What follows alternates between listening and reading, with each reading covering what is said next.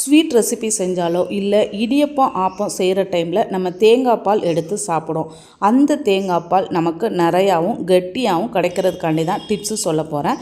தண்ணியை கொஞ்சம் சூடு பண்ணி வச்சுக்கலாம். மிதமான சூடு இருக்கிற மாதிரி தேங்காவை அரைக்கும் போதே நம்ம அதில் ஒரு அரை டம்ளர் அளவுக்கு விட்டுட்டு அரைச்சி எடுக்கும் போது தேங்காய் பால் கட்டியாக கிடைக்கும். ஒரே பால் மட்டும் எடுக்காமல் இந்த சக்கையிலேயே திரும்பியும் நம்ம கொஞ்சமாக சுடுதண்ணி ஊற்றி அரைச்சி எடுத்தோங்கன்னா பால் நல்லா திக்காக நமக்கு கிடைக்கிற மாதிரி இருக்கும். நான் 3 வாட்டி இதில் கொஞ்சம் கொஞ்சமாக சுடுதண்ணி விட்டு தான் அரைச்சி எடுத்து வச்சுருக்கேன்.